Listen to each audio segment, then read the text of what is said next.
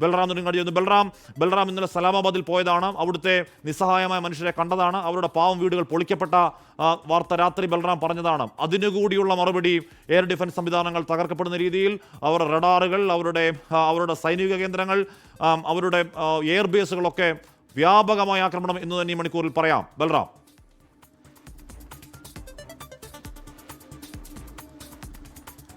തീർച്ചയായും ഹാഷ്മി, എന്താണ് സംഭവിക്കുന്നത് എന്ന പാക് സൈന്യത്തിനോ പാക് അധികൃതർക്കോ പോലും മനസ്സിലാക്കാൻ കഴിഞ്ഞില്ല.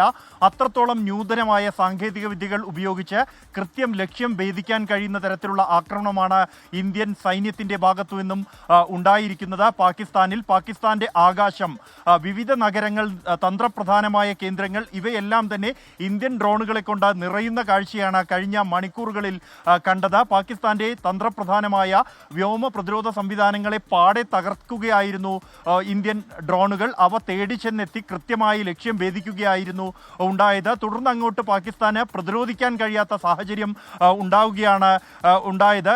പാകിസ്ഥാൻ ഹാൻഡിലുകൾ തന്നെ ട്വിറ്ററിലും ഒപ്പം തന്നെ മറ്റ് സമൂഹ മാധ്യമ പ്ലാറ്റ്ഫോമുകളിലും പറയുന്നത് ഗോസ്റ്റ് അറ്റ് ലാഹോർ എന്നാണ്. എന്താണ് സംഭവിക്കുന്നത് എന്ന് മനസ്സിലാക്കാൻ പോലും ജനങ്ങൾക്കും പാക് സൈനിക ഉദ്യോഗസ്ഥർക്കും കഴിഞ്ഞിരുന്നില്ല എന്നുള്ളതാണ്. കഴിഞ്ഞ മണിക്കൂറുകളിൽ ലാഹോർ വാൾട്ടൺ എയർബേസിൽ വീണ്ടും ഡ്രോൺ ആക്രമണം ഉണ്ടായിരിക്കുന്നു. എയർബേസിന് അകത്ത് ഇത്തരത്തിൽ ഡ്രോൺ ഉപയോഗിച്ച് തകർക്കപ്പെട്ട കെട്ടിടങ്ങളുടെ ചിത്രങ്ങൾ, ദൃശ്യങ്ങൾ ഉൾപ്പെടെ പുറത്തു വന്നിട്ടുണ്ട്. പരിഭ്രാന്തിയോടെ ഓടുകയാണ് പാകിസ്ഥാനിലെ സൈനിക ഉദ്യോഗസ്ഥർ. 7 പാക് വ്യോമസേന ഉദ്യോഗസ്ഥർ ഈ വാൾട്ടൺ എയർബേസിൽ ഇന്ത്യ നടത്തിയ ഡ്രോൺ ആക്രമണത്തിൽ മരിച്ചു എന്നാണ് പുറത്തുവന്ന റിപ്പോർട്ടുകൾ.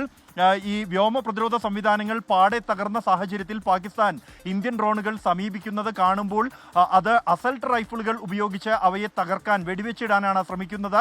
അത് പലപ്പോഴും അതിന് കഴിയാതെ വരുന്നു. നോക്കി നിൽക്കാൻ മാത്രം പാക് സൈന്യത്തിന് കഴിയുന്ന ഒരു അവസ്ഥയിലേക്ക് എത്തിയിരിക്കുന്നു കാര്യങ്ങൾ.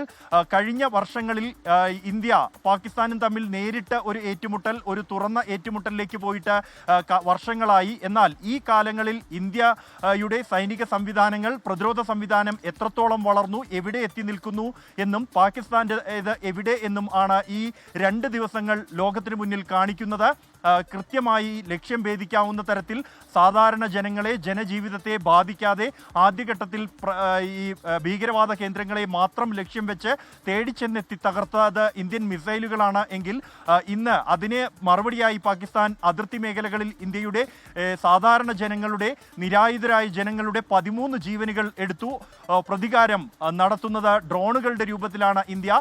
പാകിസ്ഥാന്റെ പ്രധാന നഗരങ്ങൾ റാവൽപിണ്ടിയും ലാഹോറും അടക്കമുള്ള പ്രധാന നഗരങ്ങളിലെല്ലാം തന്നെ സൈനിക കേന്ദ്രങ്ങൾ, ഇന്ത്യയിലെ സാധാരണക്കാരെ ആക്രമിച്ച പാക് സൈന്യത്തിന്റെ കേന്ദ്രങ്ങൾ തേടി ചെന്നെത്തി നശിപ്പിക്കുകയാണ് ഇന്ത്യൻ ഡ്രോണുകൾ. ഇപ്പോഴും പാകിസ്ഥാന് എന്ത് ചെയ്യണം എന്നറിയാതെ നിൽക്കുന്ന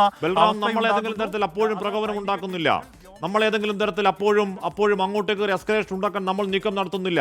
രാജ്യത്തിന്റെ പ്രധാനപ്പെട്ട 15 നഗരങ്ങൾ കേന്ദ്രമാക്കി ഇന്നലെ അവരുടെ മിസൈൽ സംവിധാനങ്ങൾ, ഡ്രോണുകൾ അയച്ച് ആക്രമണം ഉണ്ടാക്കാൻ നോക്കി. ഇവിടെ ചോരപ്പുഴ ഒഴുക്കാൻ അവർ നോക്കി. അതിനെ റഷ്യൻ നിർമ്മിത S-400 ഡിഫൻസ് മെക്കാനിസം ഉപയോഗിച്ച് നമ്മൾ പൂർണ്ണമായി തകർത്ത് പൊളിച്ച് ആ നീക്കം പരാജയപ്പെടുത്തി. തുടർന്നാണ് രാവിലെ മുതൽ തിരിച്ചടി തുടങ്ങുന്നത്.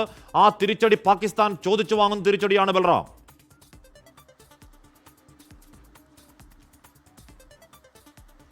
തീർച്ചയായും ഹാഷ്മി, കഴിഞ്ഞ ദിവസം ഇത്തരം ഒരു സംഘർഷത്തിലേക്ക് പോകുന്നു, അല്ലെങ്കിൽ ഈ ഓപ്പറേഷൻ സിന്ദൂറിന് ശേഷം ആദ്യം പ്രഖ്യാപിക്കപ്പെട്ട നടപടി എന്നുള്ളത് ഈ പാക് അതിർത്തിയോട് ചേർന്ന തന്ത്രപ്രധാനമായ എല്ലാ വിമാനത്താവളങ്ങളുടെയും പ്രവർത്തനം, സിവിലിയൻ പ്രവർത്തനം അവസാനിപ്പിക്കുകയും സൈന്യം അത് ഏറ്റെടുക്കുകയുമായിരുന്നു. ഈ മേഖലയിലെ വ്യോമഗതാഗതം ഏതാണ്ട് പാകിസ്ഥാനോട് ചേർന്ന വടക്ക് പടിഞ്ഞാറൻ മേഖലയിലെ എയർപോർട്ടുകൾ ഒന്നും തന്നെ പ്രവർത്തിക്കുന്നില്ല. ഇത് ഒരു പ്രതിരോധമായിരുന്നു ഇന്ത്യയുടെ, അല്ലെങ്കിൽ ഒരു മുൻകരുതലായിരുന്നു. ഈ മേഖലയിൽ നിന്നും പാകിസ്ഥാന്റെ ആക്രമണം ഉണ്ടാകും. അത് ചെറുക്കാൻ ഇന്ത്യയുടെ വ്യോമ പ്രതിരോധ സംവിധാനം, റഷ്യയിൽ നിന്നും ഇന്ത്യ സ്വന്തമാക്കിയ S-400 മിസൈൽ പ്രതിരോധ സംവിധാനം, അത് അവിടെ കാത്തിരിക്കുകയായിരുന്നു പാകിസ്ഥാന്റെ വ്യോമാക്രമണങ്ങളെ. ഇസ്ലാമാബാദിൽ സൈറണുകൾ നിരന്തരം മുഴങ്ങുകയാണ്. പാനിക് ഇൻ ഇസ്ലാമാബാദ് എന്ന് പറയുന്ന പാകിസ്ഥാനിലെ ചില എക്സാനുകൾ പറയുന്നുണ്ട്. അപ്പോൾ ഇനി അടുത്ത ലക്ഷ്യം ഇസ്ലാമാബാദ് ആണോ എന്നതാണ് ചോദ്യം. അതിനിടയിൽ ഇവിടെ കമ്രയിലുള്ള പാകിസ്ഥാൻ എയർഫോഴ്സിന്റെ ബേസിൽ കമിക്കാസെ ഡ്രോൺ അറ്റാക്ക് ഉണ്ടായി എന്ന് പറയപ്പെടുന്നുണ്ട്. അവിടെ പാകിസ്ഥാൻ എയർഫോഴ്സിന്റെ J-10C ഫൈറ്റർ ജെറ്റുകൾ സൂക്ഷിക്കുന്ന സ്ഥലമാണ്, എയർബേസ് ആണത്. പാകിസ്ഥാന്റെ കമ്രയിലുള്ള പാകിസ്ഥാൻ എയർബേസിനുള്ളിൽ ഈ പറയുന്ന സൂയിസൈഡ് ഡ്രോൺ കാമിക്കാസെ അറ്റാക്ക് ഉണ്ടായി എന്നും ചില സൂചനകൾ വരുന്നുണ്ട്.